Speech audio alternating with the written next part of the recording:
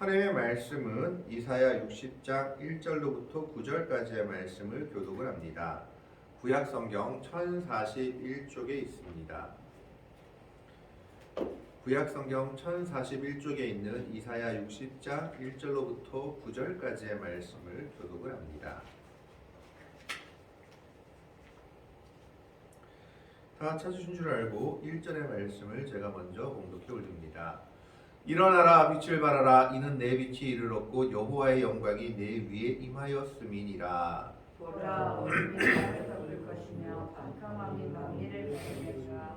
오직 여호와께서 내게 임하실 것이며 그의 영광이 내게 나타나리니. 나라들은 내 빛으로, 왕들은 비치는 내 광명으로 나아오리라. 내 눈을 들어 사방을 보라. 우리가 다 모여 내게로 오리라. 내 아들들은 먼 곳에 쏟고 내 딸들은 함께올 것이라. 그때에 내가 보고 기쁜 빛을 내며 내 마음이 놀라고 또 화창하리니 이는 바다의 부가 내게로 돌아오며 이방 나라들의 재물이 내게로 옴이라. 보라, 낙타, 미디안과 에바의 어린 낙타가 내 가운데 가득할 것이며 수바 사람들은 다 금과 유황을 가지고 와서 여호와의 찬송을 전파할 것이며 게달의 양무리는 다 내게로 모일 것이요 느바요의 순양은 내게 공급되고 내 제단에 올라 기꺼이 받음이 되리니 내가 내 영광의 집을 영화롭게 하리라. 저 구름 같이 비둘기들이 그 보금자리로 날아가는 것 같이 날아오는 자들이 있으냐. 9절의 말씀 같이 읽습니다. 곧 섬들이 나를 악망하고 다시스의 배들이 먼저 이르되 먼 곳에서 내 자손과 그들의 은금을 아울러 싣고 와서 내 하나님 여호와의 이름에 드리려 하며 이스라엘의 거룩한 이에게 드리려 하는 자들이라. 이는 내가 너를 영화롭게 하였음이라. 아멘. 오늘 본문 말씀은 예루살렘 하나님의 백성들이 거주하는 수도가 받을 영광에 관해서 말하고 있는 겁니다.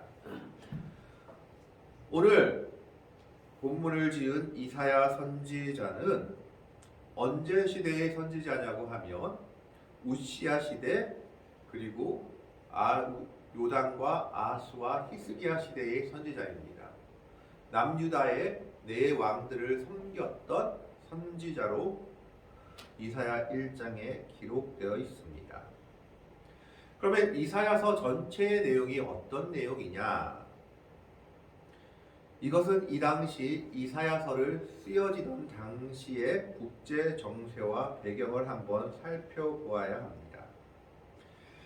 이사야 선지자가 활동하던 당시는 아수르라는 거대한 제국이 등장하던 시기입니다. 그 이전에 가장 거대한 제국은 애굽이었습니다. 지금의 이집트였는데 이 이집트가 내치에 힘쓰고 외부에 관심을 끄는 동안에 아수르란 나라, 세계사에선 아시리아, 히타이트족이 세운 아시리아라는 나라가 하나의 큰 제국으로 등장합니다. 그래서 이 아수르란 나라가 거대해져서 여러 근동 진방들을 여러 근동의 나라들을 정복하니까 아람을 중심으로 해서 아수르한테 먹히지 않기 위해서 반아수르 동맹이 맺어집니다. 반아수르 동맹이 맺어지는데 이때 북이스라엘도 반아수르 동맹에 가담하게 됩니다. 북이스라엘이 반아수르 동맹에 가담하니까 당연하게 남유다에도 반아수르 동맹에 함께할 것을 권유받게 됩니다. 이때가 바로 아스 왕 때인데 이 아스 왕은 이 동맹을 거절하고 아수르 왕과 화친 조약을 맺고 아수르 왕의 편에 붙습니다. 그냥 아수르 편에 붙는 게 더 실익이 있겠다라고 생각한 겁니다. 그러자 이 남유다를 눈의 가시처럼 생각했던 북이스라엘이 아람과 동맹을 맺고 두 나라가 같이 남유다를 침공해 옵니다. 이것이 아스 왕 때 있었던 이야기입니다. 이때 아하스 왕은 아스로 왕에게 도움을 요청하죠. 우리나라를 좀 살려주십시오. 그러니까 한마디로 얘기하자면 지금 미국과 중국 편에서 누구 편에 쓰냐 하는 것과 똑같은 그런 시대 상황이었습니다. 이때 히스기야 선지자는 찾아가서 하나님이 도우시면 아람 왕이나 북이스라엘 왕이나 부직갱이 같은 존재밖에 안 된다. 불타서 없어질 것이다. 라고 얘기하지만 아하스는 이것을 별로 받아들이지 않습니다. 결국 하나님의 도움으로 북이스라엘과 아람의 침공은 물리치게 되지만 그 이후로는 아수르가 남유다에 계속해서 간섭하게 됩니다. 그래서 아하스 왕 다음 왕인 히스기야 왕 때는 반아수르 동맹에 남유다가 가담하게 됩니다. 우리도 좀 제대로 살아보자. 아수르의 간섭을 받기 싫다라는 것이죠. 이때는 북이스라엘은 아수르한테 멸망당한 이후입니다. 그래서 히스기야 왕 때 남유다가 반아수르 동맹에 가담을 하니까 우리가 잘 알듯이 아수르 왕이 엄청난 대군을 이끌고 히스기야 왕 때 남유다를 침공합니다. 그래서 남유다가 1년 이상 아수르의 침공으로 시달린 것이 성경에 그리고 역사에 기록되어 있습니다. 이때 우리가 잘 알듯이 이사야 선지자에도 나와 있고 선지서에도 나와 있고 열왕기서에도 나와 있듯이 히스기야 왕 때 하나님께서 남유다를 도우심으로 아수르를 이기게 됩니다. 하나님의 사자가 그 밤에 나가서 18만 5천 명이나 되는 아수르 군대를 다 죽였다고 성경에 기록하고 있습니다. 바로 이런 상황 속에서 기록된 것이 바로 오늘 이사야서입니다. 아수르라는 나라가 강대해 있는 이때에 반아수르 동맹을 맺고 있는 근동지방의 여러 소수 나라들, 이 상황에서 과연 남유다는 아수르 편을 들어야 되느냐 아니면 반아수르 동맹을 맺고 애굽을 중심으로 한 애굽 편을 들어서 생존을 모색해야 하느냐라는 그런 상황이 바로 이사야 선지자 시대의 상황이었던 것입니다. 그래서 하나님께서는 이사야 선지자를 통해서 분명하게 말씀하고 있는 것이 있습니다. 그것은 아수르 편을 들어서 나라가 존속하는 것도 아니고 반아수르 동맹을 맺어서 애굽의 힘을 의지해서 나라가 존속할 수 있는 것도 아니다라는 겁니다. 이사야 선지자를 통해서 하나님께서 분명히 말씀하시는 것은 이사야서에 여러 가지 내용이 나와 있지만 이것을 딱 두 가지로 정리해 보자면 남유다라는 너희 나라가 오랫동안 존속할 수 있고 번영을 누릴 수 있는 길은 하나님을 잘 믿는 것이다 라고 결론을 내릴 수 있습니다. 다른 것을 의지하지 말고 오로지 하나님만을 의지하고 하나님을 잘 믿고 하나님 앞에 예배 잘 드리고 또 하나님이 명령하신 것 공의와 정의 고아와 가부와 나그네를 잘 돌보는 것, 그것이 너희 나라가 오랫동안 존속되고 잘 살 수 있는 길이다라고 말하고 있는 겁니다. 물론 이사야서에 여러 가지 내용들이 많지만 그것을 압축적으로 말해보자면 바로 그 내용이다라는 겁니다. 예수님께서 와서 십자가를 통해서 하나님의 사랑과 이웃사랑 이 두 가지가 하나님의 온전한 뜻임을 보여주셨듯이 이사야서에도 오늘 말씀하고 있는 모든 내용이 무슨 내용이냐? 아수르를 섬길지 애굽 편에 붙을지 고민하지 말고 하나님만 잘 섬기라. 그것이 너희 나라가 오래 존속할 수 있는 길이고 하나님을 제대로 믿고 하나님의 말씀대로 산다면 그래서 공의와 정의를 이루고 고아와 가부와 나그네를 돌보는 삶을 산다면 너희는 잘 살 것이다. 너희 나라는 오래 갈 것이다. 라고 말하고 있습니다. 그러면서 중간중간에 그들이 두려워하는 나라들의 미래에 대해서 예언합니다. 그 미래가 결국 무엇이냐? 지금은 그렇게 크고 두려워 보이는 그 나라들이 결국은 다 멸망해서 없어질 것이다. 흔적도 남지 않을 것이다. 라고 이사야 선지자는 예언하고 있습니다. 이게 바로 이사야서를 쓰던 당시의 국제 정세였습니다. 그러니까 한마디로 이야기하자면 아수르 편을 들까요 말까요? 아니면 애굽을 중심으로 반아수르 동맹에 붙는 것이 맞을까요? 고민하는 남유다 백성들과 남유다의 지도자들에게 그거 고민하지 말고 하나님 제대로 믿고 하나님 말씀대로 살고 그리고 하나님이 명령하신 거 지키면 하나님이 구원해 주실 것이다 라고 말하고 있는 내용입니다. 그래서 이사야서는 크게 두 부분으로 나뉘고 있는데 이사야 1장부터 39장까지는 이스라엘 백성들, 남유다 백성들의 죄에 대한 책망이 나오고 있습니다. 그리고 40장부터 마지막 66장까지는 어떤 내용들이 나오느냐? 바로 하나님의 위로와 그리고 이스라엘의 미래에 대한 소망의 내용들이 나오는 것으로 기록되어 있습니다. 그 중에 하나가 오늘 바로 60장의 내용입니다. 오늘 이사야 60장을 보면 그 앞에 59장의 내용은 뭐에 대해서 얘기하고 있냐 하면 이스라엘 백성들이 하나님께 불평하는 내용들에 대해서 이야기하고 있습니다.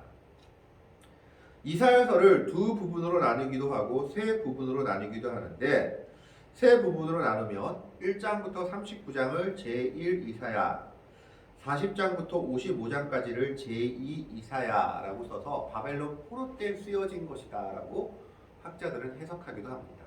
이사야의 정신을 뒤은 후계자들이 이사야라고 쓴 것이다. 그리고 마지막 제3 이사야서가 56장부터 마지막 66장인데 이것은 포로에서 귀환한 이후에 팔레스타인 땅, 가나안 땅으로 돌아온 그 이후에 쓰여진 것이고 회복된 공동체의 관심사를 다루고 있는 것이다 라는 겁니다. 그러니까 오늘 말씀이 제3 이사야서에 나오는 말씀이다 라고 본다면 어떤 일들이 있었냐 하면 남유다 결국은 바벨론한테 멸망당합니다. 바벨론한테 멸망당해서 70년 동안 포로 생활을 합니다. 70년 동안 포로 생활을 한 이후에 바사 왕, 즉 페르시아 왕 고레스의 칙령으로 말미암아 자신들의 고향으로 돌아오게 됩니다. 이제 고향으로 돌아오니까 예루살렘에 아무것도 없고 모든 것이 불타버린 것을 보고 그들이 기가 막혀하다가 우리가 예루살렘 성벽을 재건하고 성전을 다시 건축하자.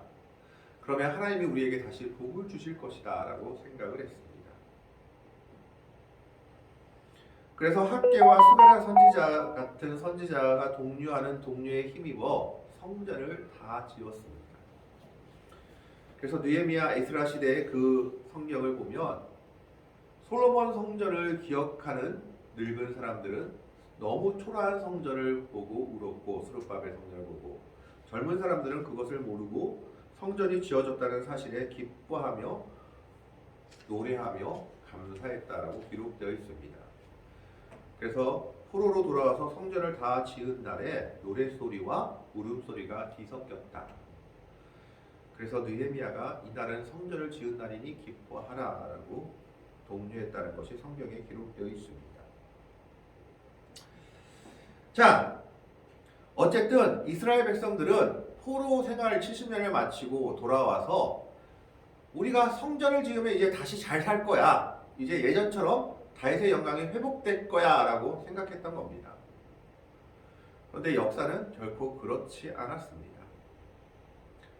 성전을 다 지었어도 그냥 포로 생활에서 돌아오기만 했지 별로 잘 되는 일이 없었던 겁니다. 그저 그대로였던 겁니다. 그래서 이스라엘 백성들이 불평하기 시작합니다. 이게 뭐냐? 성전을 지어도 아무 소용이 없네. 그 불평에 대해서 하나님께서 59장에 이야기하고 있습니다. 59장의 내용은 하나님의 손이 짧아서 구원 못하겠느냐라고 말하고 있는 겁니다. 59장 1절에 보면 여호와의 손이 짧아 구원하지 못하심도 아니요 귀가 둔하여 듣지 못하심도 아니라. 그러면 그들이 왜 복 못 받을까요? 2절에 나옵니다. 2절 3절에 보면 오직 너희 죄악이 너희와 너희 하나님 사이를 갈라놓았고 너희 죄가 그의 얼굴을 가리어서 너희에게서 듣지 않으시게 함이니라. 이는 너희 손이 피해 너희 손가락이 죄악에 더러워졌으며 너희 입술은 거짓을 말하며 너희 혀는 악독을 내밀아. 3절에 말하는 너희 손이 피해라는 것은 우상에게 바치는 제물을 이야기하기도 하고 남을 피 흘리는 것을 얘기하기도 합니다. 그래서 한마디로 이야기하자면 그들이 성전을 지어도 복 못 받은 이유가 무엇이냐? 이사야서 전체의 내용하고 똑같습니다. 너희가 성전만 지었지 하나님의 백성답게 살지 못하고 있지 않느냐? 아직까지도 우상을 숭배하는 그 모습에서 벗어나지 못하고 있지 않느냐? 아직까지도 죄악을 행하며 공의를 이루지 못하고 있지 않느냐? 먹을 것이 없는 사람들을 돌보지 않지 않느냐? 부하와 가부와 나그네를 돌보지 않고 있지 않느냐? 하나님의 백성답게 살지 못하고 있는데 교회만 지어놓으면 다냐? 성전만 지어놓으면 다냐라고 책망하고 있는 것이 하나님의 책망이었던 것입니다. 그것이 59장의 내용입니다. 그러면서 60장의 1절에 소망을 이야기하고 있습니다. 1절의 말씀을 보십시오. 일어나라 빛을 발하라 라고 얘기합니다. 여기서 빛을 발하라는 이 빛은 우리 자신 안에 있는 빛이 아니라 교회에 임한 하나님의 은혜의 복음을 이야기합니다. 하나님께서 주신 빛입니다. 하나님께서 독생자를 주신 그 은혜, 그리스도로 우리에게 오신 그 빛을 말하고 있는 겁니다. 그 뒤에 내용이 이것을 뒷받침합니다. 이는 내 빛이 이르렀고 여호와의 영광이 내 위에 임하였음이니라. 결국 일어나 빛을 발하라는 말은 한마디로 이야기하자면 하나님의 은혜로 구원받은 자들은 세상을 향해 빛을 비추는 삶을 살도록 명령받았다라는 겁니다. 일어나 빛을 발하라는 것은 명령입니다. 세상을 향해 하나님의 구원받은 자들이 하나님의 빛을 비추는 삶을 살아야 한다라는 겁니다. 그것이 복을 받는 비결이다라고 얘기합니다.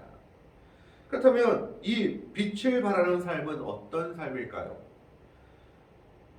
바울이 빌립보서 2장 15절에서 16절에 잘 얘기하고 있습니다. 빌립보서 2장 15절에서 16절은 이렇게 기록되어 있습니다. 이는 너희가 흠이 없고 순전하여 어그러지고 거스리는 세대 가운데서 하나님의 흠없는 자녀로 세상에서 그들 가운데 빛들로 나타내며 생명의 말씀을 밝혀 나의 다름질이 헛되지 아니하고 수고도 헛되지 아니하므로 그리스도의 날에 내가 자랑할 것이 있게 하려 함이라. 한마디로 이야기하자면 그리스도인답게 살아가라라는 겁니다. 예수님께서 본을 보여주신 그 모습 그대로 그 뒤를 따라가는 삶을 살면 그것이 바로 일어나 빛을 발하는 삶이다라고 얘기하고 있습니다. 그런데 그 빛을 발하는 삶은 모든 것이 형통하고 좋은 가운데서 이루어지는 삶이 아닙니다. 2절 말씀을 보십시오. 보라, 어둠이 땅을 덮을 것이며 캄캄함이 만민을 가리려니와 오직 여호와께서 내 위에 임하실 것이며 그의 영광이 내 위에 나타나리니. 세상은 너무나 힘들고 어려운 지경에 있습니다. 그래서 어둠이 땅을 덮고 캄캄함이 만민을 가리는 그런 상황입니다. 어떻게 보면 지금과 같은 상황일 수도 있겠습니다. 코로나로 인해서 모두가 힘들고 어려워하는 그런 상황. 그런데 그 상황 속에서도 하나님께서 약속하시는 것이 뭡니까? 하나님을 바라는 자들에게 무엇을 약속하십니까? 오직 여호와께서 내 위에 임하실 것이며 그의 영광이 내 위에 나타나리라. 내가 성도답게 산다면 하나님께서 빛을 너희에게 보내실 것이다. 보여주실 것이다 라고 약속하고 있는 겁니다. 아무리 캄캄하고 힘들고 어려운 세상 속에서도 일어나 빛을 발하는 삶을 산다면 하나님의 영광이 우리를 통해서 나타날 것이다 라는 겁니다. 그 결과가 어떻게 될까요? 3절과 4절입니다. 나라들은 내 빛으로 왕들은 비치는 내 광명으로 나아오리라. 내 눈을 들어 사방을 보라. 무리가 다 모여 내게로 오느니라. 내 아들들은 먼 곳에서 오겠고 내 딸들은 안기어 올 것이라. 이 말은 무슨 말입니까? 하나님의 백성들이 하나님의 백성답게 살면 이방 나라들이 이방 백성들이 그것을 보고 하나님 품으로 돌아온다라는 겁니다. 왕들이 비치는 그 광명으로 하나님의 은혜를 향해서 오게 될 것이고 사방에서 무리가 우리한테로 오는데 어떤 일이 있겠느냐? 먼 곳에서 아들들, 딸들은 안기어온다. 이 안기어온다는 말은 고대 근동지방의 여성들이 아이들을 허리에 업고 다니던 풍속을 이야기합니다. 결국 양육받는다라는 의미를 가지고 있습니다. 하나님의 백성으로 양육받게 될 것이다. 이방 백성들이 그 말을 하고 있는 겁니다. 우리의 빛된 삶을 통해서 불신자의 구원이 이루어질 수 있다라는 것을 이사야 선지자는 말하고 있는 겁니다. 일어나 빛을 발하는 삶을 통해서 하나님의 구원의 역사가 이루어진다라는 것을 말하고 있습니다. 뿐만 아니라 우리의 부족함을 하나님께서 해소해 주실 것임을 이야기합니다. 5절 말씀을 보겠습니다. 그때 내가 보고 기쁜 빛을 내며 내 마음이 놀라고 또 환창하리니 이는 바다의 부가 내게로 돌아오며 이방 나라들의 재물이 내게로 옴이라. 이스라엘 백성들이 하나님의 백성답게 산다면 하나님께서 솔로몬과 다윗 시대의 영광을 분명히 재현시켜 주실 것이다. 에시온 게벨의 영광이 다시 올 것이다 라고 말하고 있는 겁니다. 이방 나라들의 재물이 하나님의 영광을 위해 하나님의 나라를 위해서 쓰여지는데 오게 될 것이다 라는 겁니다. 6절 말씀을 봅니다. 허다한 낙타 미디안과 에바의 어린 낙타가 내 가운데에 가득할 것이며 스바 사람들은 다 금과 유황을 가지고 와서 여호와의 찬송을 전파할 것이며 7절에 게달의 양무리는 다 내게로 보일 것이라. 아가서에 나오는 여인이 게달의 여인이죠. 느바솥의 수양은 내게 공급되고 내 제단에 올라 기꺼이 받음이 되리니 내가 내 영광의 집을 영화롭게 하리라. 하나님의 성전이 비로소 성전답게 될 것이다 라고 얘기하고 있습니다. 그러면서 9절에 섬들이 앙망하고 많은 먼 곳에서 은금을 가지고 배를 타고 와서 하나님의 전에 이르게 될 것임을 말하고 있습니다. 하나님이 하나님의 교회를 돌보시며 하나님의 백성들을 돌보실 것이다 라는 겁니다. 언제?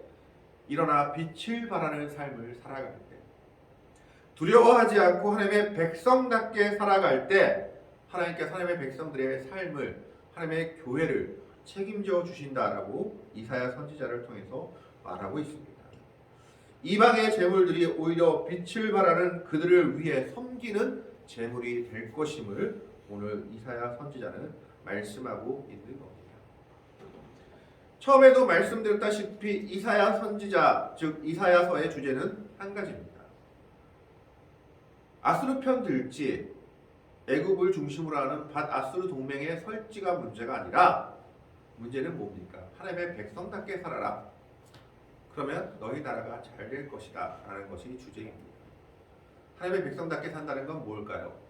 하나님께 제대로 예배하고 하나님이 명령하신 것, 공의와 정의를 이루며 고아와 가부와 나그네를 돌보는 그 삶을 통해서 하나님이 하나님의 백성들을 이끌어 가시며 그 나라를 온전하게 해 주실 것이다 라는 겁니다. 그래서 오늘 이사야 60장에 말하고 있는 것은 바로 일어나 빛을 발하는 삶을 통해 우리가 하나님의 백성답게 살아간다면 하나님은 오히려 이방 나라들이 그 빛에 굴복하게 할 것이요 하나님의 자녀가 되는 역사가 있게 할 것이며 하나님의 백성들의 삶, 하나님의 교회의 삶, 하나님의 성전의 모든 일들을 돌보실 것이다 라는 겁니다.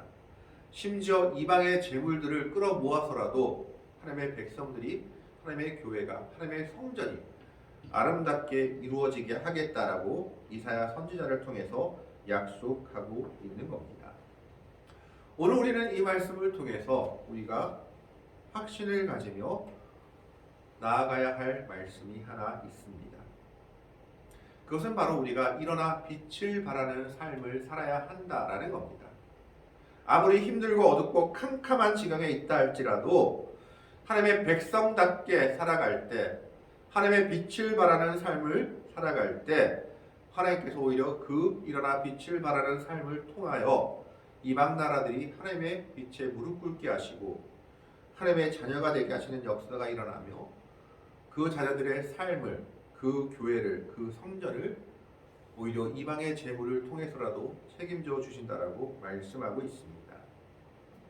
이 말씀을 기억하면서 오늘 우리는 주님을 굳건히 붙잡고 세상을 의지하는 자들이 아니라 모든 것을 주님께 맡기고 빛된 삶을 살아갈 수 있는 복된 성도들이 되시기를 바랍니다. 일어나 빛을 발하는 성도들이 되어서 하나님께서 책임져 주시는 그 은혜를 누리며 살아갈 수 있는, 참으로 주님이 책임져 주시는 그 평안 속에서 살아갈 수 있는 복을 누릴 수 있기를, 그래서 일어나 빛을 발한 성도가 되어서, 일어나 빛을 발하는 교회가 되어서 참으로 모든 나라들이 그리고 이방이 하나님께로 나오는 그 영광을 바라볼 수 있는 은혜를 얻을 수 있기를, 참으로 그 은혜 가운데 살아가는 주의 백성들이 되기를 주님의 이름으로 간절히 축원합니다. 기도하겠습니다. 사랑의 하나님, 감사드립니다.